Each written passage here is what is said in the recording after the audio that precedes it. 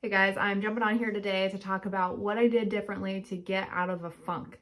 And I feel like this video will be really helpful for a lot of people right now because if you're watching this in real time as I'm making it, Mars is currently in Cancer and it has been for a little while. It's actually retrograding back into Cancer, which means we've already experienced this energy, except we've also gone forward in our cycle and we're going back again to revisit something that we have experienced in the past. So even if you're not watching this video as I'm making it, it's possible that something else is going on astrologically, and that could be why you're feeling stuck or why you have been feeling stuck in a while, because oftentimes, especially for the outer planets, they'll be in a certain part of our chart for a while, so it can feel like we're stuck. And if you don't know anything about astrology, I might highly recommend that you learn more about it. A lot of people just think of astrology as what they see in the Sunday funnies or what we would consider your sun sign, but astrology is so much more than that. And what I love about astrology personally is that it teaches us about cycles. And the good thing about cycles is that there's an end and there's a beginning. So if you're in the middle or in the beginning, at least you know it's going to end at some point. So I personally have been feeling stuck in my own life. I feel like I've been living Groundhog's Day for a while. I feel like some days I'm inspired to move forward and I get really excited, and then I'll revert back the next day and be like, what is going on, universe? So part of that is Mars and Cancer energy, because Mars is naturally ruled by Aries, which is all about action, and it's a fire sign and it's the first sign of the zodiac. So Mars naturally wants to take action, while Cancer is a water sign and it is our intuition, it is our emotions, it is the moon, the mother, our inner child. So when Mars is in Cancer, it's not very comfortable here. This is not a natural position for Mars to be in. So it can be more of a passive aggressive energy. And it's also how we take action during this cycle is based on our emotions. So it's likely that if you found this video, perhaps you can relate with that. Perhaps you feel like you've been stuck for a while. It's been one step forward, a couple steps back, couple steps forward, another step back. And I did something differently this morning, which is why I wanted to jump on here and make a video, because I feel like it could be helpful to other people too. So sometimes when we're stuck in a cycle, it's very easy to continue to do the same thing that we have been doing. That may have worked for us in the past when we had different aspects and different energies were more compatible for certain types of energy. But when we have significant astrological shifts, they may affect us. So what we were doing in the last cycle may not work for us now. So for example, if you were in a strong Pisces phase, that period for you would have required a lot of rest, a lot of daydreaming, a lot of time being in your imagination. You might not be feeling social, and you'd be more focused on spiritual concepts and spirituality in general, and activities like journaling and meditation and self-help and growth. So when you feel that shift into Aries, it's going to be a huge change for you. Aries season is going to require more action. You're going to be more motivated, one, to take action, but you're also probably going to have opportunities present themselves to you from the outside world that are going to give you the opportunity to take action. So me personally, I'm actually in a Pisces cycle right now, so this has been a lot of self-growth and inner reflection for me. So that is my personal cycle. But if you are here, this video is all about how to unstuck yourself. And something that happened yesterday, I was having a really hard day and I felt like I was having an emotional breakdown. I was feeling very overstimulated because I've been on social media a lot. I have to be, at least I feel like I have to be, because the whole world feels like they're on social media. However, just because they're on there doesn't mean that they're scrolling all day. So keep that in mind. That's something that I wasn't realizing. Like, yes, you can be on social media, but you can have boundaries for yourself. So something that I did a couple days ago, actually, which kind of started this whole unstucking myself, is that I moved my social apps from my home page every time I open my phone and unlock it to the very end of it. So every time I am about to go check my messages on Instagram, Facebook, TikTok, I have to scroll. So it gives me time to think, do you really need to be checking this right now? Or is now the right time? Because chances are, if you're going to check your messages, you're probably going to scroll a little bit and you're going to be responding to comments. Do you need to do that every hour on the hour? No, you really don't. It's actually not healthy for you, especially if there's anything in your life that you're struggling to manifest or bring into creation. because it also occurred to me recently. I was noticing the shift in my life now as a 37-year-old from my life as an 18-year-old. So granted, when I was 18, that was 2006. Things were a lot different. We didn't have handheld devices back then.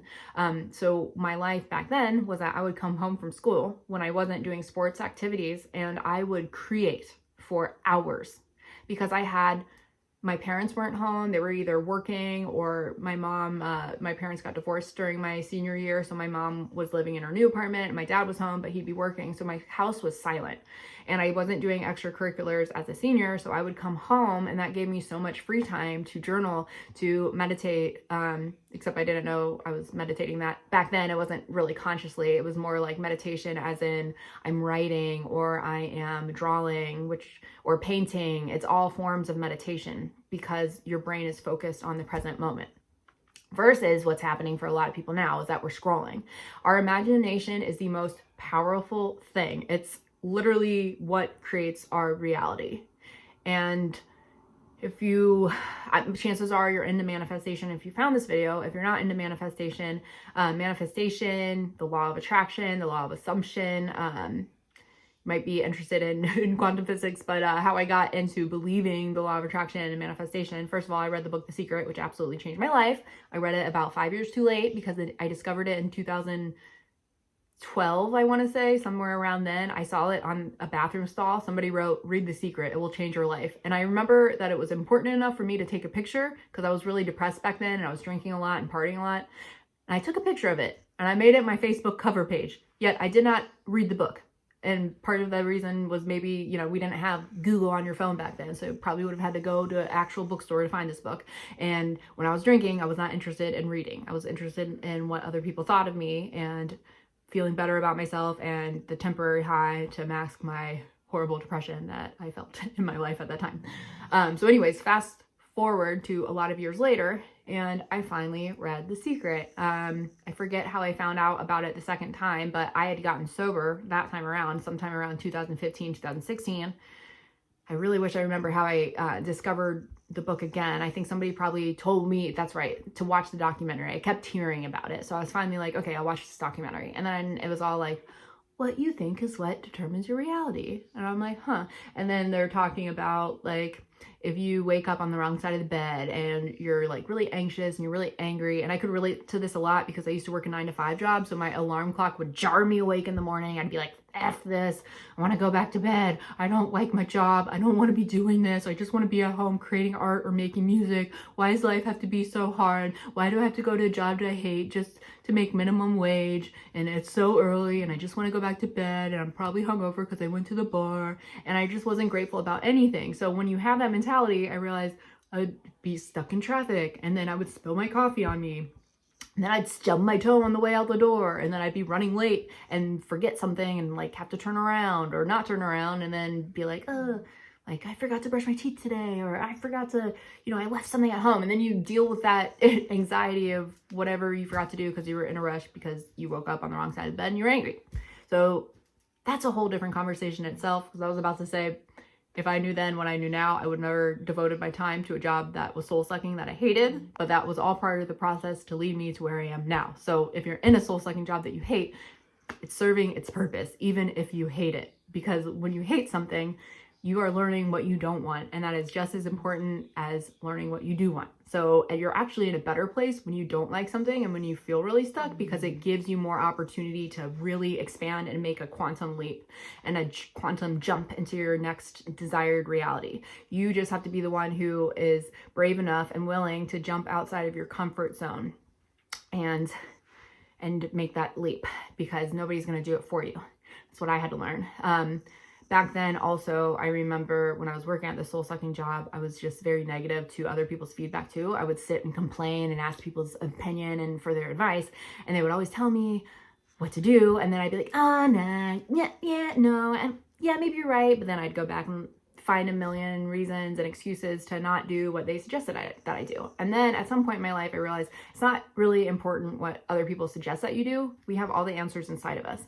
But since I had never been taught to meditate, like really meditate, I didn't know how to sit with myself. And I think a lot of people struggle with that. I think it's even harder these days with social media at our fingertips, in our hands all day, scrolling all day. There's so many things to distract us. A lot of us are not comfortable sitting alone by ourselves. We either feel like we have to be scrolling, or we always have to be out and about with our friends. And I know if you're anything like me, there's a certain point in my life where I felt like if I didn't have friends, it meant that I wasn't worthy and I wasn't cool and I was a loser. So I would oftentimes make friends with people that I didn't even have business being friends with, or I didn't have anything in common with them, or we didn't have the same interests other than drinking. And that is, if your interests, if your friendships are based around whether or not you're effed up on alcohol or drugs, I hate to say it, but that friendship's probably not going to last a long time. You may still be able to be friendly, but it's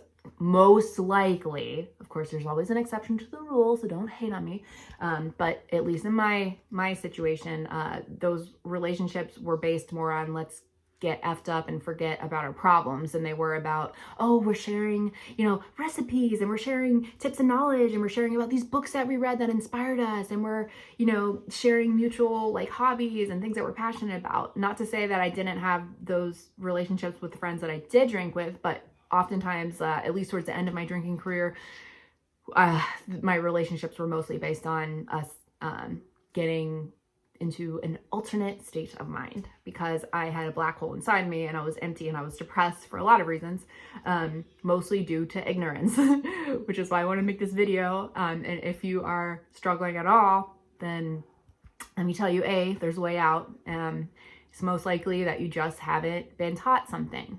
Or you weren't in the right headspace to receive something. But if you came across this video and you're still with me, you're supposed to be here. And this video is for you. And this video should be providing you hope that you can get out of that. Because trust me, if I can get out of a horrible state of mind and the black hole of depression that I survived with for so many years in my 20s, then you can too. Anybody can do it. So step one for me to get out of that headspace was meditation. And I discovered meditation because I had to Google, why don't I love myself? Pretty humbling. Every time I had talked to my family or friends about my problems, they would say the same things, especially when I brought up relationship drama. It was like, well, you just need to love yourself. You just need to love yourself. It's because you don't love yourself. And I'm like, what does that even mean?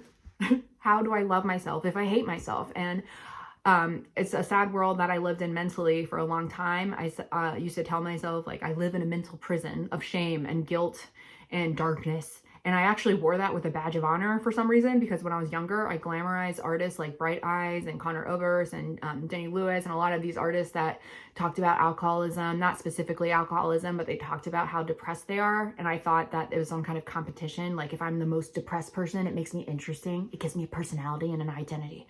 But really what that is doing is just making me sad, and it's making my life really shitty. And it's just reaffirming this identity of me being a sad girl. And it's not really getting me anywhere, because it's just creating more problems by being that sad girl. The other identity that a lot of people have, which is why they suffer in relationships a lot, is like because they have to be the cool girl or the cool guy, which means that it's not trendy or popular to be honest and authentic about your emotions. It's not trendy to be the one who calls first, or who makes plans first, or who says their feelings first. So I also was stuck in that mindset of, I'm the sad girl, which makes me like above you guys because you guys just don't understand. I was emo, by the way, in high school. So cut my wrist. That's pretty dark. I'm glad I can laugh about it now. But, I also probably cut myself probably because I was on antidepressants at a very young age, which is a whole different conversation. Okay. 15-year-olds, when your brain is still developing, you probably should not be on antidepressants because it's kind of like a chemical lobotomy. And yes, it might help a lot of people, but like for me, all it did for me was it took me from being suicidal or sad to then being suicidal and actually trying to like cut myself because I was on the wrong medication. I was on Zoloft, and I probably shouldn't have been on Zoloft or whatever one I was on. So it actually made my depression worse. And what made it even worse is I wasn't taking it consistently from what I remember. I probably took it at different times of day, probably forgot to take it some days. And then I would start feeling better and think I wouldn't need it. So I wasn't taking it consistently. Therefore, I was feeling those waves of emotion very strongly. So after the Zoloft didn't work, my therapist had switched me to Wellbutrin, which I was on for a year, and I've never felt more numb in my life. It literally didn't make me not be sad. It just made me numb. I've always been sensitive and I've been an artist, and I used to think that was a negative thing when I was younger. I felt ashamed about it because most people were not as sensitive as me. And of course, we live in a culture and society where it's like a lot of people will make fun of you for being too emotional or for crying. But as I became an adult, I realized that is a gift. Your sensitivity is a gift. And some of the brightest people I know in this world actually are some of the most sensitive and empathic and emotionally intelligent people. And the sad thing is that a lot of those people are getting labeled as mentally ill. And then they're being medicated. So when they're being medicated, they're not getting the gift of experiencing the full spectrum of human emotions. So this might be a little controversial, but the pain that you experience and the lowest of lows that you experience is your greatest gift, because everything in this world is based on duality. So if you want to be a millionaire, the other end of the stick of a millionaire is a broke, essentially homeless person, like, right? And if you want to be, if you want to be like a great singer too, a lot of great music. All right, sorry, my video got stopped, but what I was saying was the thing about great art, as an artist who aspires to be great, then most likely you have experienced a great amount of pain. And the thing that makes an artist great is that they are able to alchemize that pain and turn it into something beautiful and something that is relatable and something that helps many other people. So pain is a gift, even though it doesn't feel like it. And how do we get ourselves unstuck from this pain? I was feeling this way yesterday.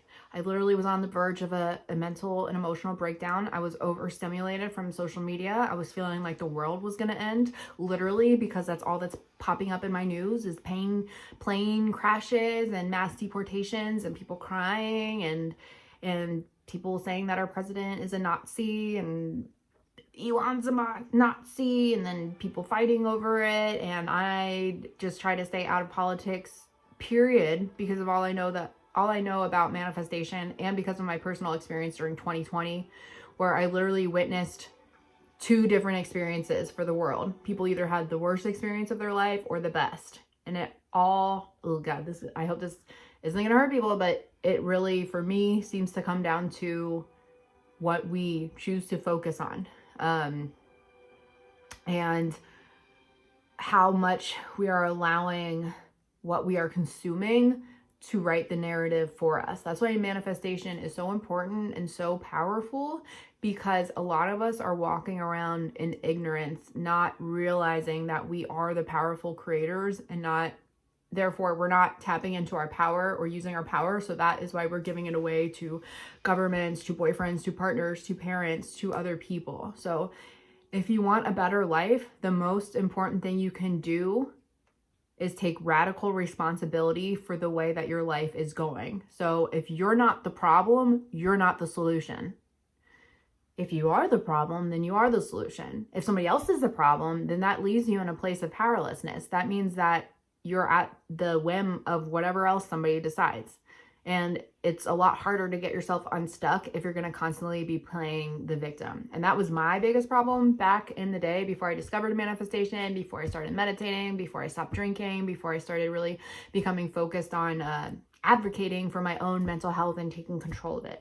Because my other experience that I had when I was younger, I was going to doctors who were telling me that I had borderline personality disorder, or maybe I was bipolar, or I have ADHD, and all these things that basically they were all telling me that my brain was broken, and that the only option for me was to be on medication and see a therapist for the rest of my life. And that's the only way I could survive in this society. And that made me feel really powerless and really down on myself, because I'm like, well, why me? Why am I sick? Why did God make me broken? It made me hate God and not believe in a God, because if there was a God, why would he give me such a miserable experience? And it doesn't matter what your background is. It doesn't matter what specific amount of pain that you've come from. We all experience pain. Pain is pain. Anger is anger. Resentment is resentment. So yeah, some people have really horrific stories that you can't even imagine, that you don't even want to imagine. and they all led to very similar emotions. But the problem with a lot of us is that we think our pain is unique. We think our pain is special and nobody else can possibly feel the pain that we've been through. And that is the problem. It's a different kind of narcissism. It's a self-inflicted narcissism. We may not be the outward narcissist who is, you know, flamboyant and gregarious and what's the other word? Just big and mighty. It's a internalized narcissism. We're covert narcissist. We're self-absorbed about our own pain, and our mind is not open to new possibilities and new solutions because we think we know everything, which is kind of the definition of narcissism. We're not open to new things. So my biggest thing to making my life better and unstucking myself was first to humble myself and listen to other people. And the only reason I was finally able to do that and finally ready to do that is because I experienced enough pain. So that is why pain is a gift. It will get you eventually to the point where you just don't want to go on anymore and you're so done and you're like, kill me now. That's how I felt, except I didn't want to kill myself, but I was like, what other option do I have? The drugs aren't working, like the pharmaceutical drugs aren't working, like I'm numb. Do I have to go through 40, 50, 60 years of being numb? And then that's why I leaned on alcohol, sometimes marijuana. That wasn't really my thing until I got sober, ironically enough. I liked weed a lot better after I stopped drinking alcohol, but that's a whole nother conversation too. But anyways, I was inspired, going back to what I said a couple minutes ago, because ADD, right? Remember? But everything's connected, I swear. When I first had to Google, how do I love myself? Because like I said, I was the victim. I was the covert narcissist. Woe is me. My pain is worse than yours. You don't understand what I've been through. I'm the troubled artist, which makes me unique and different and special. And for some reason, I think that's going to make the guys want me. No, it will make sick guys want you, because then they don't have to focus on themselves and they can focus on fixing you, which is not going to happen. You're just both going to be experiencing a pain cycle together, trying to fix each other, and then probably end up getting violent at some point or destroying each other's lives, which is also a gift. I'm sorry. I know. Isn't that so annoying? That pain is a gift.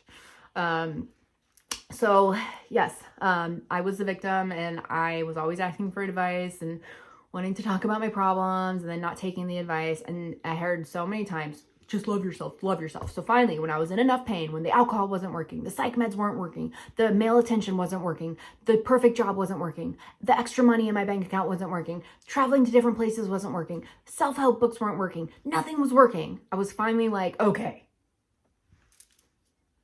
what do you want from me, universe? Like, I think I'm finally willing to take some advice. So I humbly Googled how to love yourself, and it gave me a list of things. And on that list was meditation, positive affirmations, and I think those were the two main things that I remembered, because the first thing I actually ever applied was meditation and positive affirmations. And ironically enough, I'd been sober curious at that time, because as I said, the alcohol was not working so much anymore. And I was like 27 and I was still hanging out with 21-year-olds and stuff.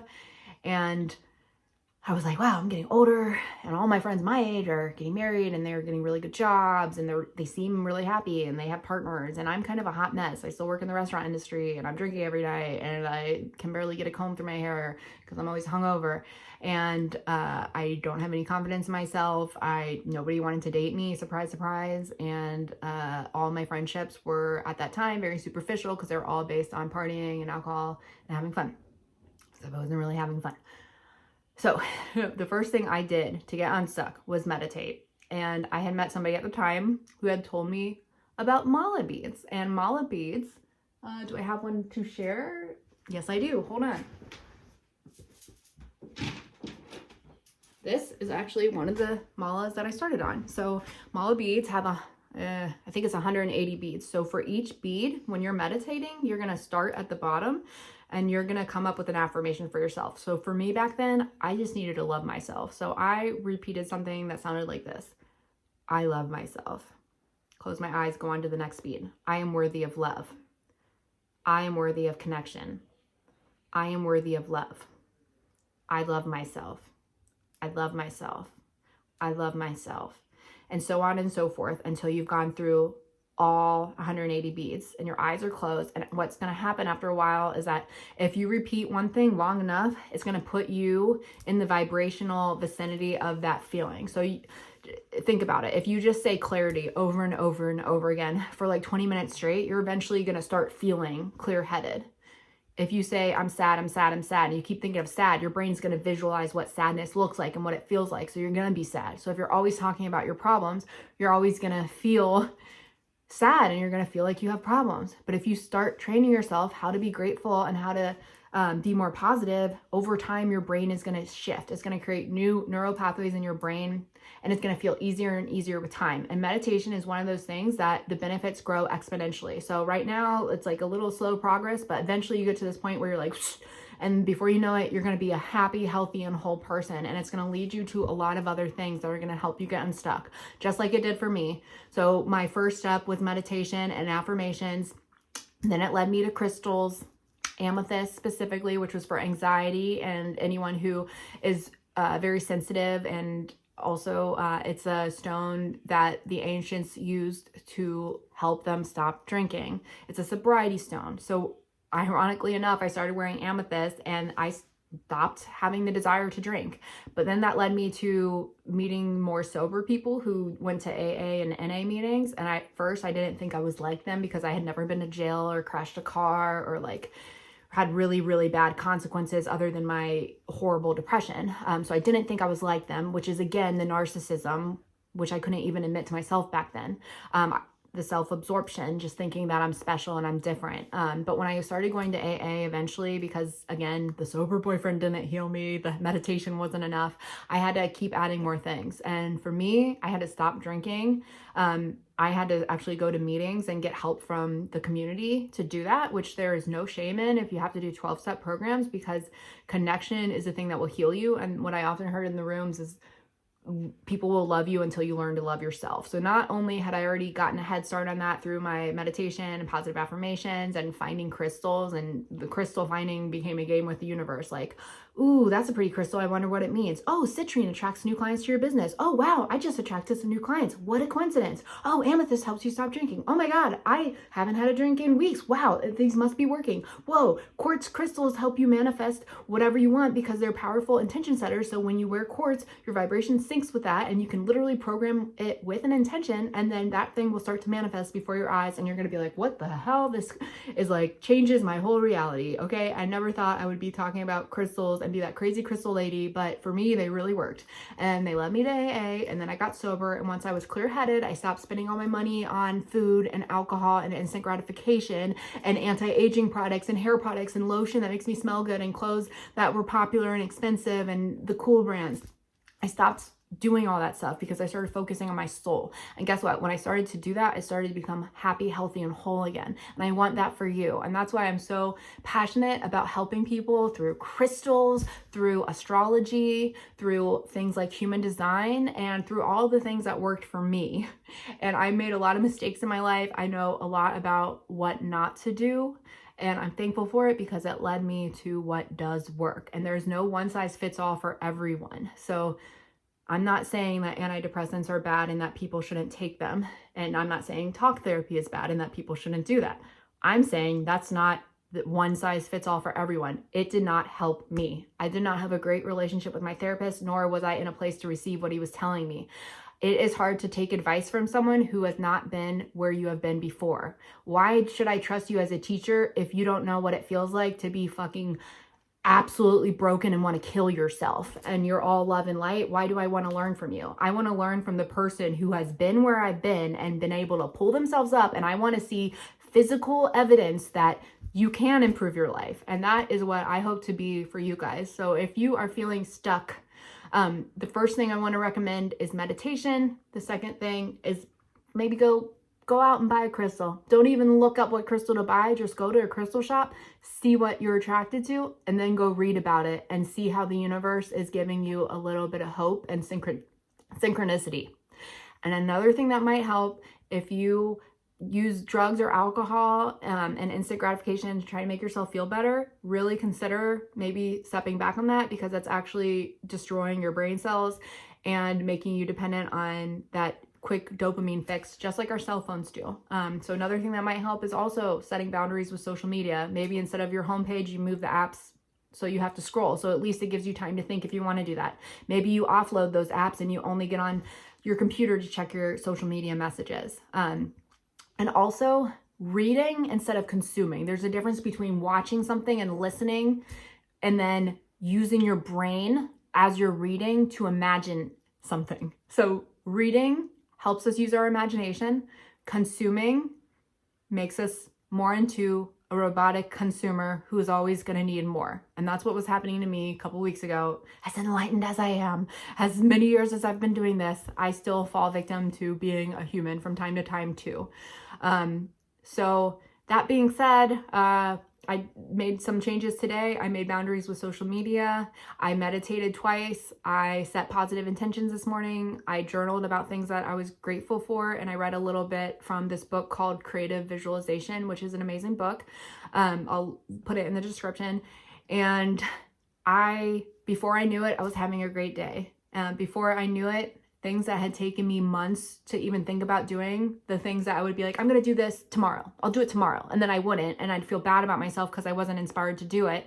And it created this victim mentality and this cycle of shame and guilt.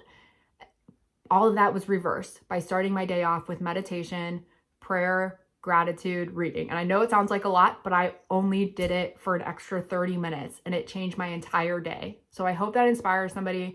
And if you're interested in working with me one-on-one and unstucking yourself too and having a better life, then I am working with people one-on-one on my Patreon page. If you join the 3rd tier, you will get discounted readings and you'll get 4 mini readings for free with that tier monthly. And I'll also set you up with some positive affirmations that will help you, as well as some crystal recommendations and other things that you can only get when you're working with somebody one-on-one. But even if you can't afford that tier, there's still other options to stay connected, and there's free resources out there. And I'm always available to talk in the comments if you need some guidance. So thanks for watching this video. I hope you'll consider subscribing to Patreon or booking a reading with me. And that link is in the comments, or the description box, maybe both.